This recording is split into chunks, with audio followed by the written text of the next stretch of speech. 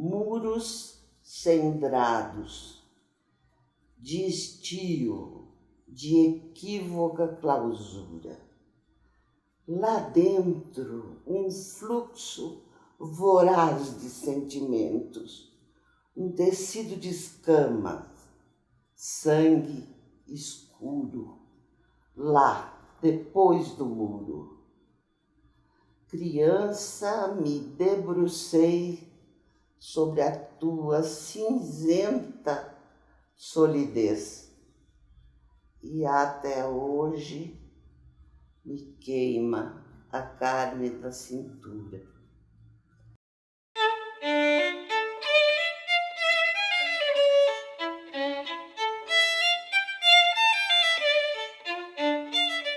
Ailde escreveu um livro chamado A Obscena Senhora D. O D de abandono, de relição, que eu acho que é uma fase da vida de toda mulher que pare um monte de filho, o marido vai buscar o melhor e ela fica, entre aspas, no abandono, porque não é abandono. Cada um está fazendo a sua parte e se ferrando, sabe? Tanto o marido como a mulher. E eu costumava dizer que a senhora D era a mulher equivalente à balzaquiana de 30 e a hilstiana de 40. Então, eu estava nessa fase da derrelição. Eu já tinha aprendido tudo sobre jardim, plantar, podar, tal. Bordado a roupa das minhas filhas, que não podiam passar perto, que eu ia com uma agulhinha atrás, e elas reclamavam. Então, chegou um momento que não tinha mais resposta para nada. E era um desapontamento, sabe? Uma coisa que entristecia, porque eu não conseguia sair. E uma amiga minha, psicóloga, falou assim: você tem que ir para um analista, porque você está na fase de ir para o analista. Aí eu fui ao médico amigo meu, clínico geral, eu despejei as mazelas todas e ele falou: melhor se... O que você quer? Eu falei: eu quero um xarope para levar para minha casa, porque como é que eu vou aparecer sem nada lá, né? Daí eu falei: eu preciso de um analista. Daí ele falou: então eu vou te recomendar o doutor Isaac, que é da faculdade e que é uma pessoa extremamente culta. Eu acho que você vai se dar bem com ele. E aí eu fui, nunca mais saí de lá. Caí naquele divã faz 40 anos. E fiquei, porque à medida que a vida passa e você se refaz, você se avalia, está sempre acontecendo uma coisa nova. Não tem como acabar a terapia. Porque agora eu tenho situações que eu nunca vivi antes, que eu não sei. A Marinês é minha amiga há mais de 30 anos, ela foi paciente minha. A Marinês, eu acho que tem alguns aspectos semelhantes a mim próprio, porque ela tem uma capacidade intelectual incrível. E ela é capaz de, dentro da razão, criar todo um encadeamento. Mas, ao mesmo tempo, o marido dela ocupando posições muito importantes, foi presidente do INPE, foi ministro, foi não sei o quê. Ela viajava muito para a Europa, mas ela não ia nas reuniões sociais, não eram importantes para ela. Ela ia aos museus. E ela, nos museus, usufruía a barbaridade, essa possibilidade. Então, é o encontro da razão, e quando ela entrava nesses momentos de razão, surgia um vazio muito grande dentro dela. Talvez até por isso que ela me procurou. Uma sensibilidade por detrás. Ela tem um livro chamado A Teia d'Água, em que aparece a racionalidade de uma maneira muito forte, mas por detrás aparece a sensibilidade dela.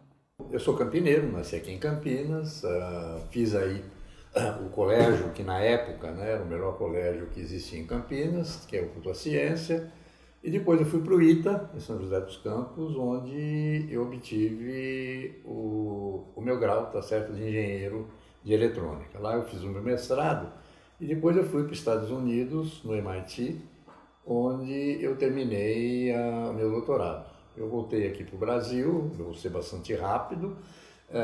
Primeiro fui para a USP, onde eu me tornei professor titular. Aí eu vim para a Unicamp em 68, a Unicamp começou em 65, não existia nada. E o professor Zeferino Vaz me convidou para ajudá-lo, tá certo, a implantar a universidade. Foi o que eu fiz durante muito tempo, inclusive a pós-graduação. Depois eu fui para o INPE, em São José dos Campos, Instituto Nacional de Pesquisas Espaciais, onde eu fui para ficar 1 ano, fiquei 10. Aí eu saí, fui para a Embraer, como diretor da Embraer, fiquei lá 3 anos. Saí, depois eu fui para o governo federal, fui secretário de Ciência e Tecnologia, cheguei a ser ministro. Aí voltei na FAPESP, eu sempre participei da fundação, fui diretor-presidente da fundação e assim por diante, né? A minha carreira sempre foi voltada, tá certo, para realizações e principalmente na área de tecnologia, né? Eu posso dizer que tudo isso foi possível porque eu tive a Inês junto comigo. Esse que é o grande ponto que às vezes as pessoas dizem, não, eu sou o que eu sou porque eu sou capaz. Não, eu sou o que eu sou porque eu tive a ajuda dela e o companheirismo dela e principalmente ela entender, tá certo, que o que eu queria era isso. Tá certo? Quer dizer, esse é um tipo de compreensão que é um pouco difícil de você ter, porque na realidade você tem que, às vezes, deixar de lado aquilo que você quer para que o outro possa obter o que ele pretende, né? Depois de ter esgotado todos os recursos, como usar o tempo sem ofender muitos, depois de ter usado isso, e a conselho da minha amiga, eu queria mesmo saber quem eu era, porque 3 filhos, um marido com uma certa importância na história do Brasil, fica difícil você saber quem você é, sabe? E eu precisava muito de uma identidade, muito. O Heidegger fala ich Dasein mit Sein, né? O ser com. Então, eu vou exagerar, eu acho que eu disse isso uma vez para Patrícia, não é? A condição para que eu possa dizer eu é que alguém possa dizer eu também. Né? Se não há 2 eus em diálogo, não há nenhum nem outro. O nós, eu gosto muito dessa brincadeira, uma brincadeira bioniana. Como é que você escreve nós? N de não, S de sim e O no meio. Que lindo! É O entre nós, é O, né? Entre não e sim. Então, essa experiência de ser si mesmo supõe a, vamos dizer, permissão, entre aspas, que o outro seja ele. Eu nunca tive essa sensação de vazio. Eu tinha a sensação de não saber exprimir o que passava comigo. A grande intuição do Bion a respeito do método psicanalítico é a experiência simbólica. Syn, em grego, é a preposição com em português. Symbalo, lançar junto. Daí uma boa tradução de símbolo do grego para o português é conjunção. Juntar, conjuntar. Eu e o outro. Eu, um, eu, outro, dá nós. É tão simples. Desculpe, mas é um belíssimo desafio.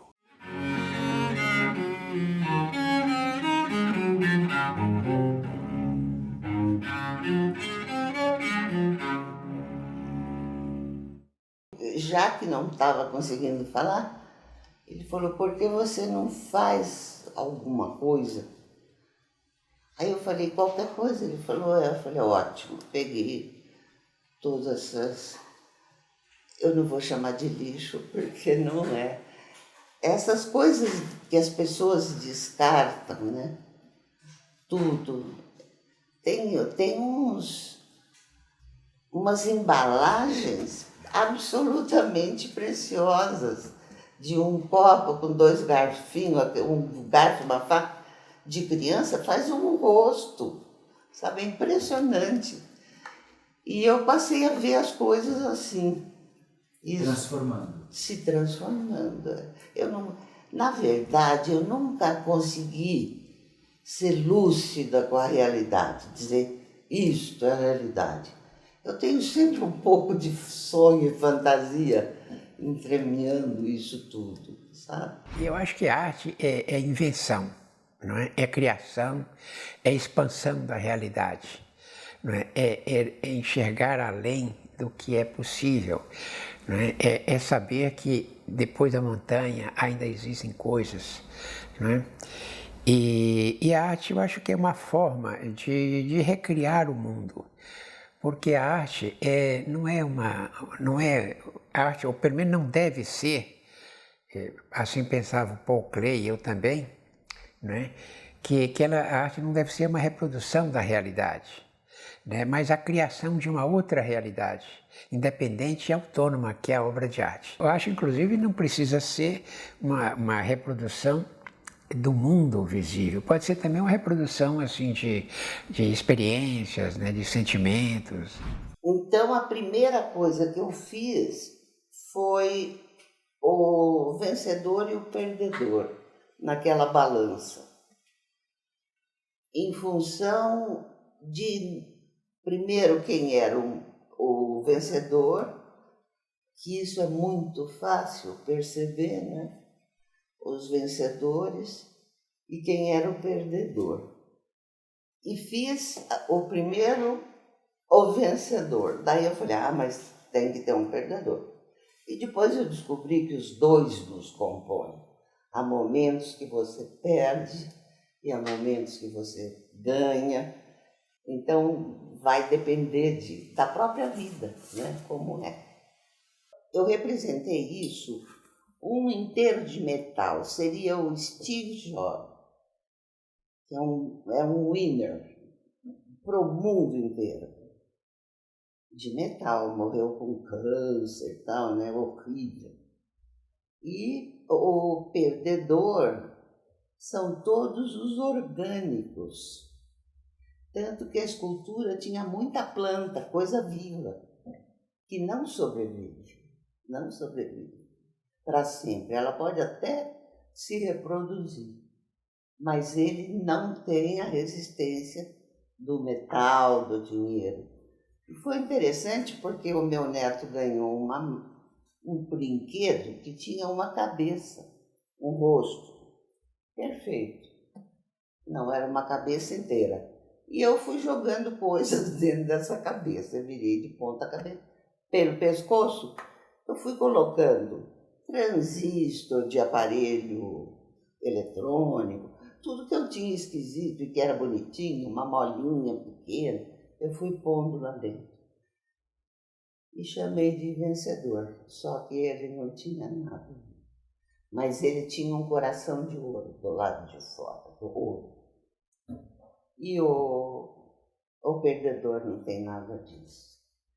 Ele tem toda a natureza com ele, de fundo, mar, todo tipo de vida. Tem um bebê, que é a esperança do mundo, e isso que ele tem. Mas nós não somos todos perecíveis? Somos. Nós somos todos perecíveis. Só que parece que aqueles de ouro não sabem disso. Os metálicos não sabem disso, que a gente é perecível. Eu diria que você tem momentos, mas você sempre encarna mais um do que o outro. Você conduz sua vida como um perdedor assumido ou como um vencedor opressivo. Tem que ser opressivo, egoísta. E tem gente que diz isso. Eu sou um ganhador. Aí você fala, né? Vamos apodrecer junto. Nós falávamos muito de duas coisas.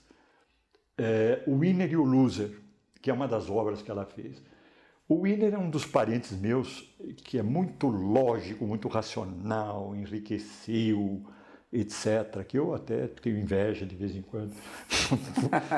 Mas, de qualquer maneira, ele valoriza muito, ele é muito pé no chão, o dinheiro, o planejamento, etc. E o Loser é o sonhador. Ele fica sonhando, voando. Então, a não ser que ele seja um pintor tipo Picasso, que tinha ao mesmo tempo o winner e o loser, porque ele juntava dinheiro ao mesmo tempo. Mas ele voava, mas ele tinha a possibilidade de, ao mesmo tempo, juntar dinheiro. Tanto que ele teve 1000 casas, uma vida vibrante. Onde é que Marinês se encontrava aí? A Marinês, ela, quando eu a conheci, ela vivia num vazio e gradativamente ela começou a fazer obras de arte. E ela já começou obra de arte quando a casa que ela mora foi a casa que era a fazenda que morava a Hilda Hilst. E a Hilda Hilst vendeu para a família dela a casa e ela reconstruiu, não com moderna, mas com aqueles vitrais, com as janelas que eram da fazenda antiga. Eu entrei nessa casa que estava em ruínas. E não vi, por exemplo, não vi que tinha lareira. Eu entrei. Quando os meus filhos vieram, eles falavam para o pai, nossa mãe ficou maluca, porque ela entra e fala, esse vai ser seu quarto, esse vai ser outro. Mas era tudo destruído, né? Tudo. Sem assoalho, tudo quebrado mesmo. Eu posso até mostrar a fotografia da casa para você, mas eu não vi do jeito que ela estava. Ela reconstruiu aquela casa e dentro da casa, exprimindo a religião que ela viveu, as sensações, as imagens, ela fez a capela, concomitante ao processo terapêutico. E um dia eu fui lá visitar a capela. E eu vi que a capela traduzia muito dela e o que aparecia dela no nosso encontro.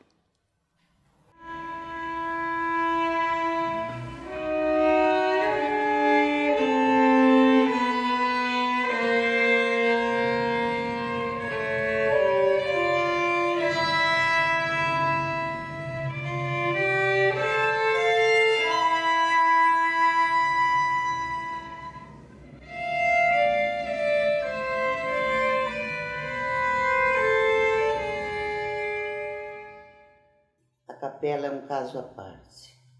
Eu estava enfrentando de cara a morte, com a minha mãe morrendo aqui dentro, com 98 anos, e eu precisando abrir essa casa, porque tudo era abafado, sombrio e tal.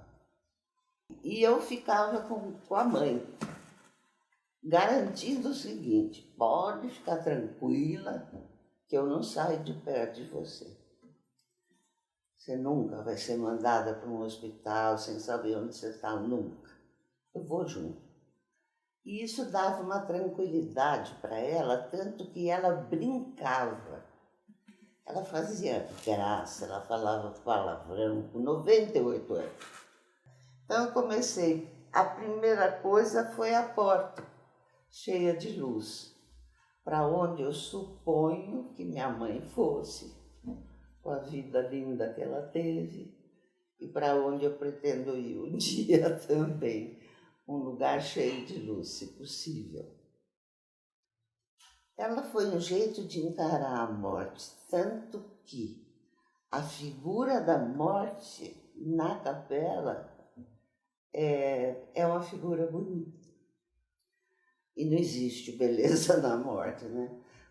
A representação que fazem hoje em dia com aquela capa preta ou alfange, eu tentei fazer, mas não combinou com nada. Então apaguei tudo e fiz uma morte leve, bonita e luminosa.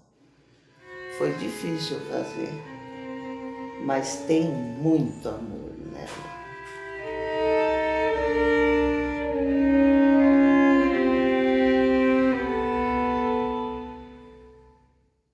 José Ferdinand Cheval era um carteiro. Na infância ele foi padeiro, pequenininho. E ele teve muitas perdas na vida, perdeu a mãe muito cedo, o pai, perdeu todos os filhos, perdeu sobretudo aos 40 e poucos anos Alice, uma filha, que morreu aos 15 anos, perdeu um filho de tuberculose. E ele um dia estava andando por ali e tropeçou numa pedra. Uma pedra que ele chamou a minha pedra de tropeço. Isso é uma expressão em francês, né? E a gente usa muito as pedras, o caminho das pedras, etc. E a partir dali, ele leu na pedra um desígnio: construir o meu palácio dos sonhos. E ele iniciou essa construção com 43 anos. Ele disse, no meio da minha vida, eu resolvi construir. Ele tinha tido um segundo casamento e herdou uma área na qual ele construiu com as próprias mãos, com conchinhas, com pedras. Ele construiu o palácio dos sonhos dele, que ele chamou o Castelo Ideal, do carteiro Cheval. E ele reuniu tudo que era da vida dele importante. E ele fez o que seria um samba do crioulo doido na pedra, porque ele uniu Platão, Adão, Eva, Inês de Castro, os gigantes da época dos druidas, todos os animais que ele conhecia, as plantas, e fez isso esculpido da mesma maneira que ele fazia os pães quando ele era criança. E eu, quando estive em 1969, 70, nessa região e vi esse palácio, eu fiquei tão impressionada, falei, isto é uma formação do inconsciente. Quando ela começou, né, a criar, eu não vi aquilo uma criação. Para mim, ela estava montando alguma coisa, né, que não necessariamente representava o sentimento dela. Né? Eu até brinquei com o negócio começou, o Winner e o outro, né? Que ela falou, isso aqui é o Steve Jobs. Eu falei, você é contra tecnologia e não sei o que mais, você é assim, não é isso, né? Então eu não senti, mas depois que ela construía, tá? E aí ficava como ela explicava aquilo, porque a coisa saía. Tá certo? Ela mesmo, na minha opinião, eu dizia, mas o que você estava fazendo? O que você está fazendo? Eu não sei, eu estou montando. Quer dizer, ela mesmo não explicava durante a construção o porquê ela estava fazendo aquilo. Só depois, que a hora que ela terminava, tá certo? Aí, vamos dizer, brotava talvez dela, tá certo? Aquela interpretação, tá certo? Que ela tinha. Mas eu senti que isso foi dando a ela, tá certo? Melhores condições de começar a se expressar. expressar o que ela sentia. Quando ele terminou, toda a cidade de Haute-Rive o chamava de louco. E ele, com muita compreensão, disse: pois é, todos me acham louco. Eu sei como é quando alguém faz alguma coisa que o outro não entende. Então, não tem importância, né? Eles vão continuar dizendo, né? E eles têm as razões deles para pensarem assim.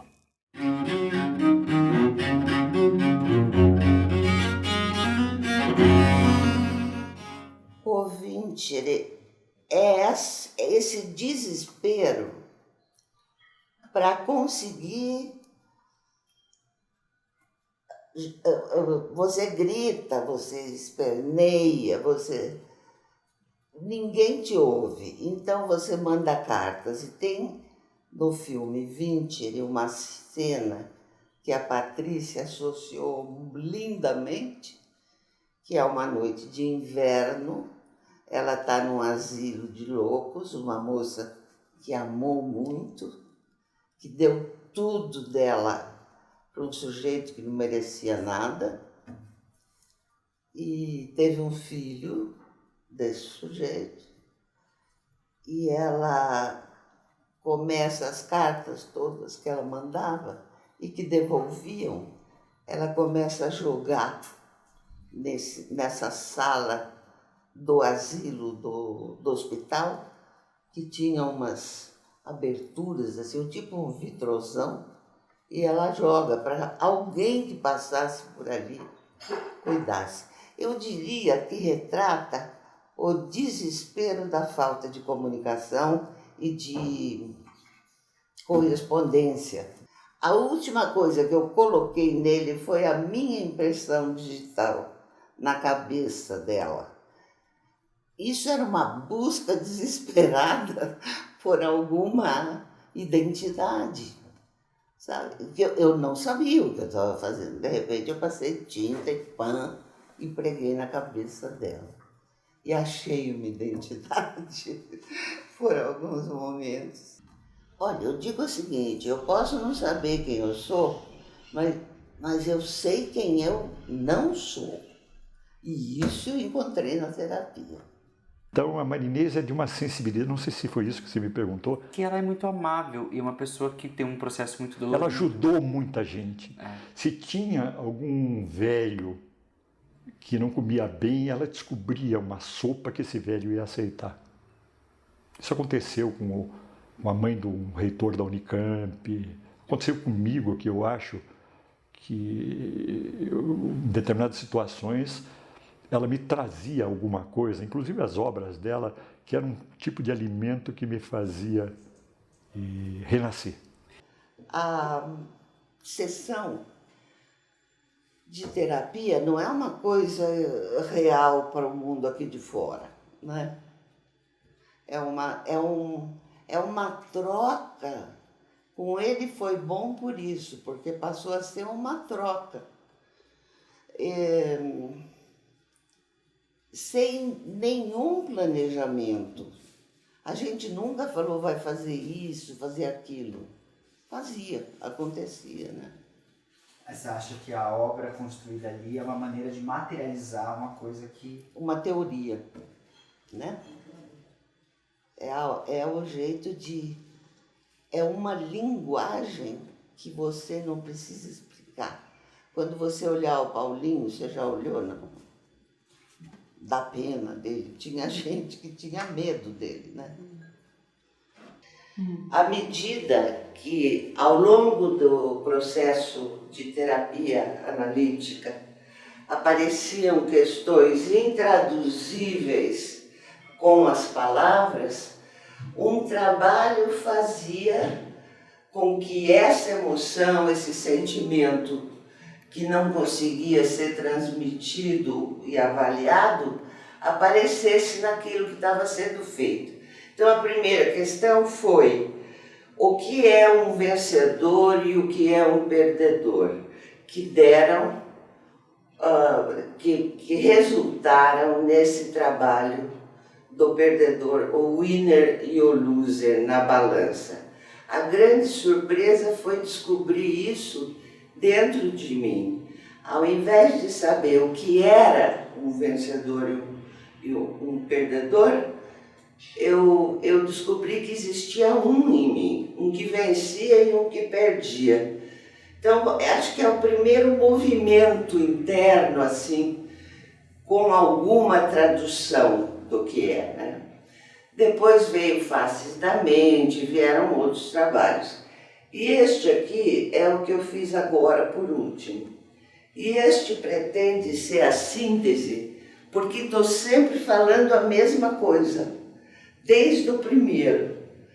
A linguagem é para dizer só uma coisa, que a gente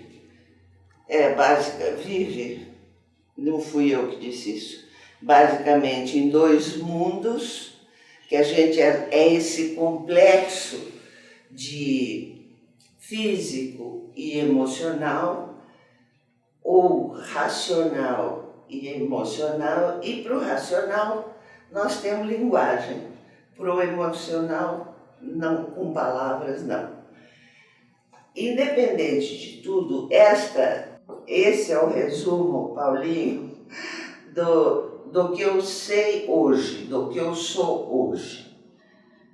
Primeiro que eu sou muito menor do que eu aparento.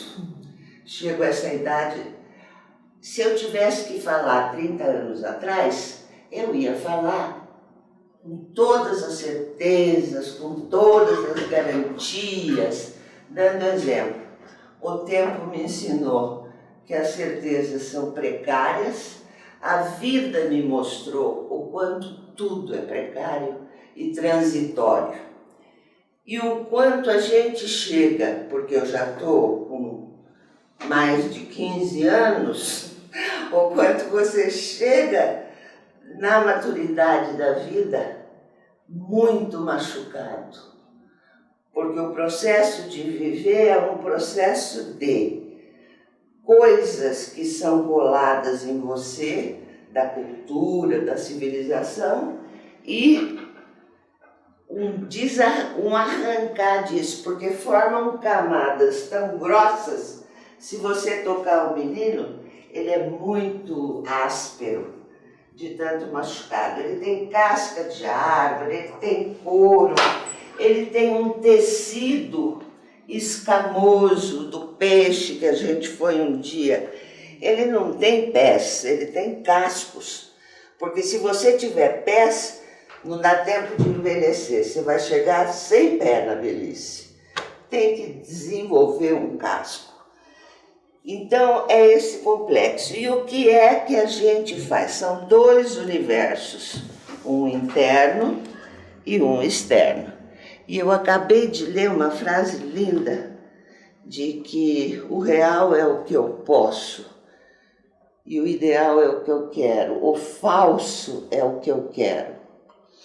Então, eu queria tantas coisas e não consegui. Enfim, ao longo da vida, para saber quem é que está lá dentro, você vai arrancando esses cascos, esse engrossamento.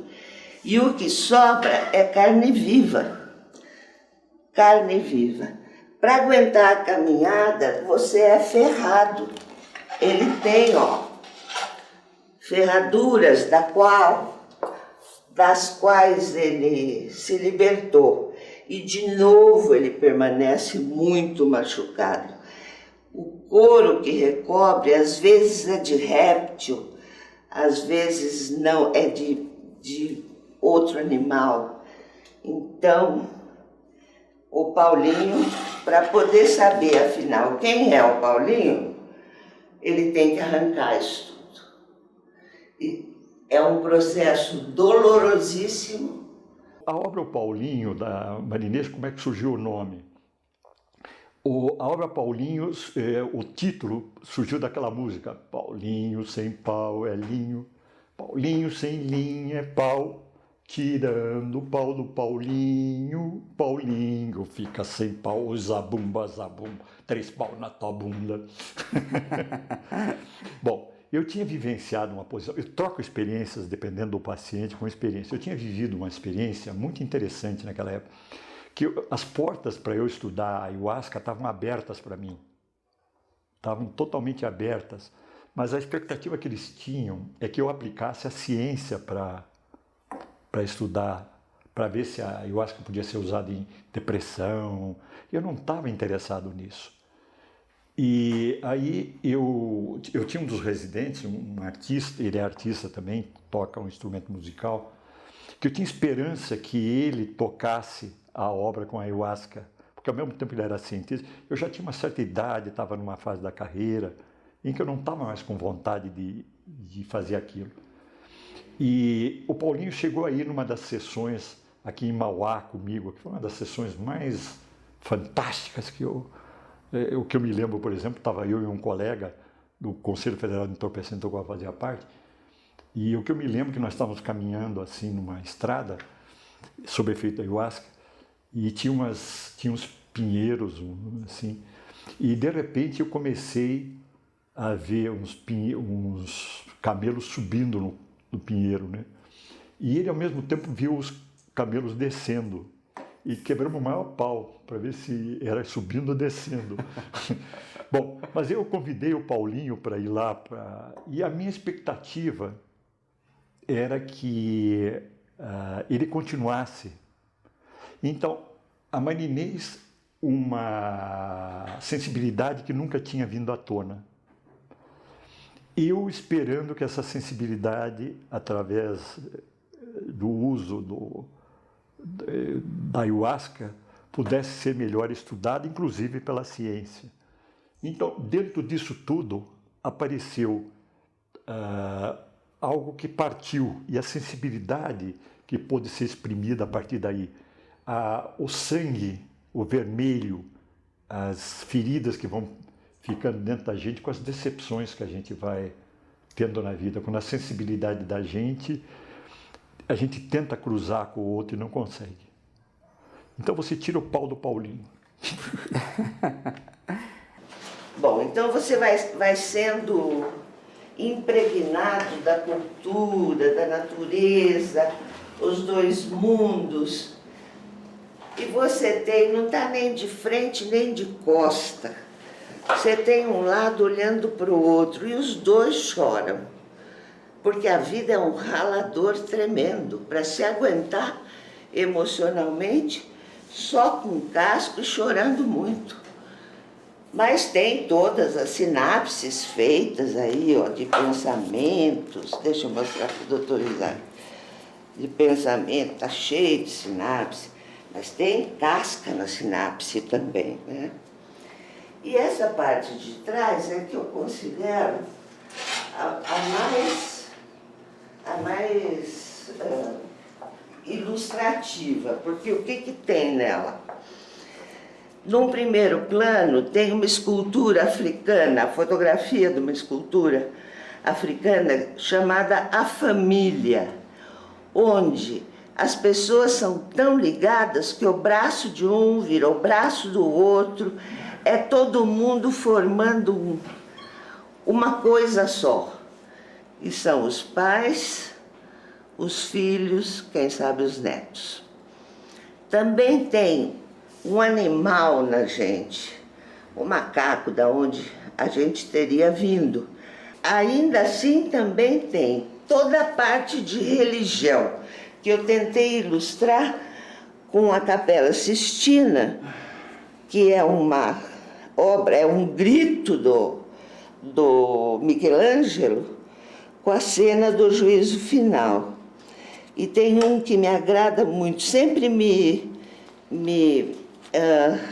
impressionou demais, pronto, ó, ele já ficou no lugar, que é o Michelangelo se pintou no juízo final como São Bartolomeu, que teve a pele, ele está segurando a própria pele, ele tem um cinzel na mão e a própria pele dele descarnada.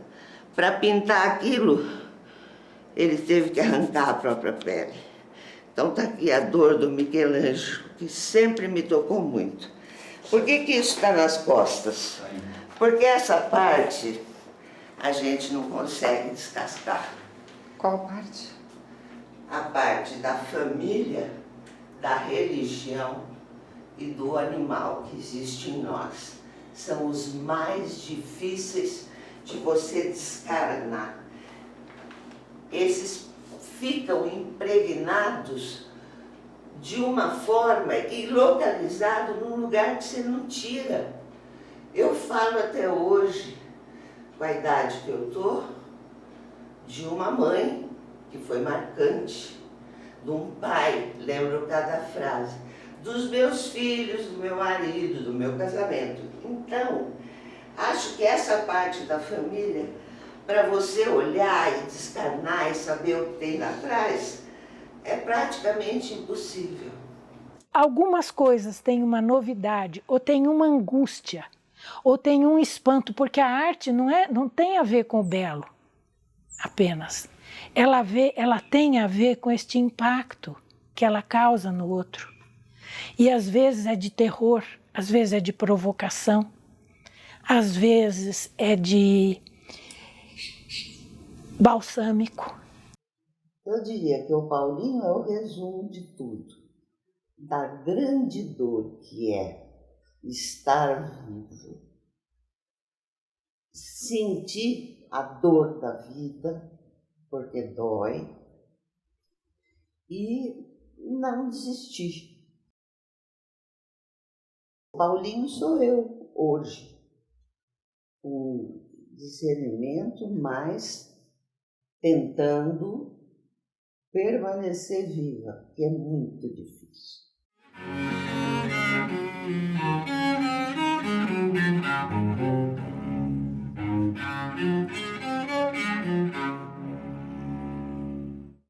A terapia é um acolhimento único, onde você não é julgado por nada que você faça.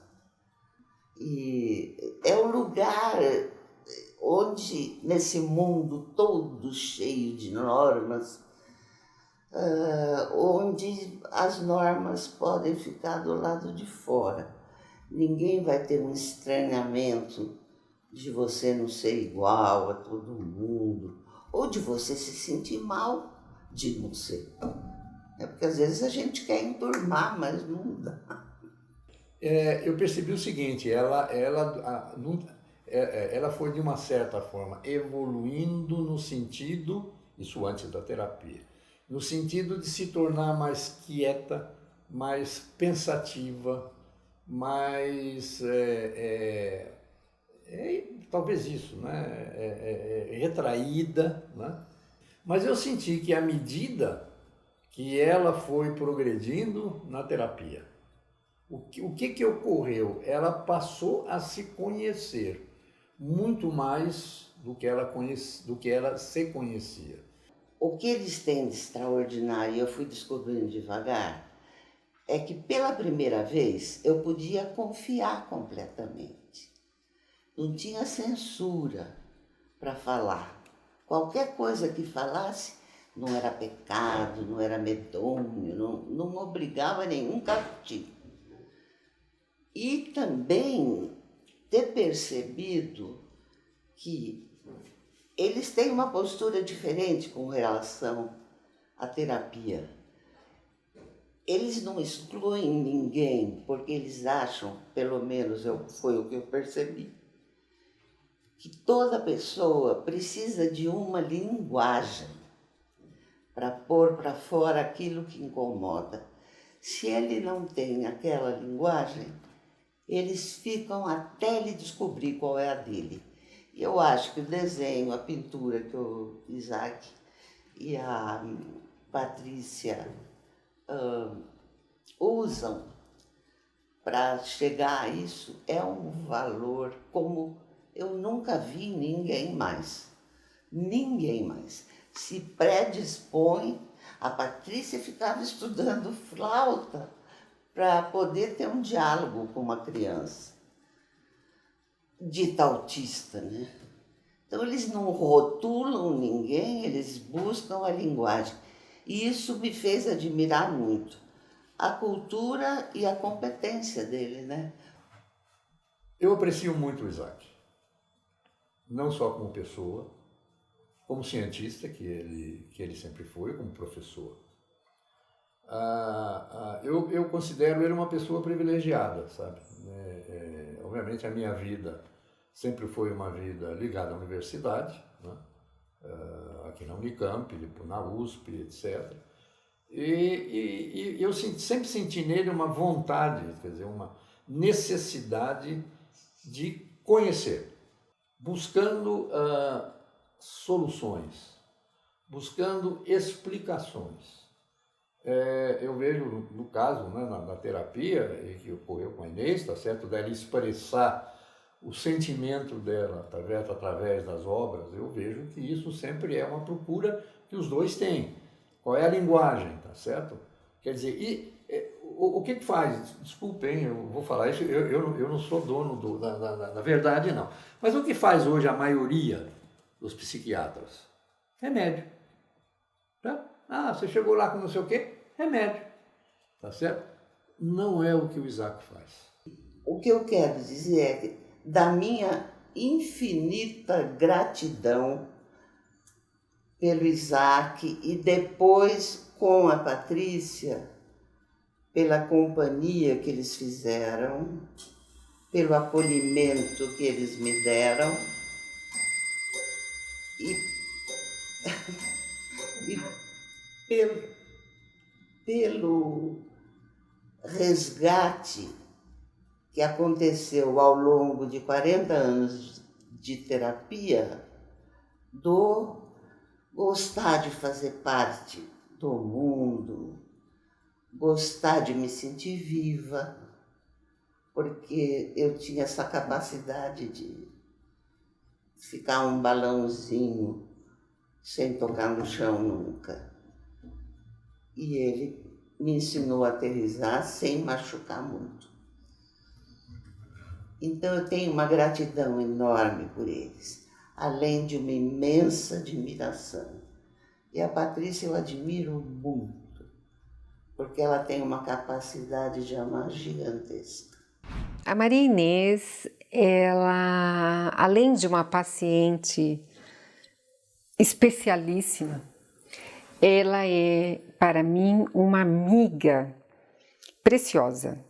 Ela está há uns 25 anos, 27 anos com o Isaac, e acho que nós vamos todos juntos até o fim, espero que sim, né?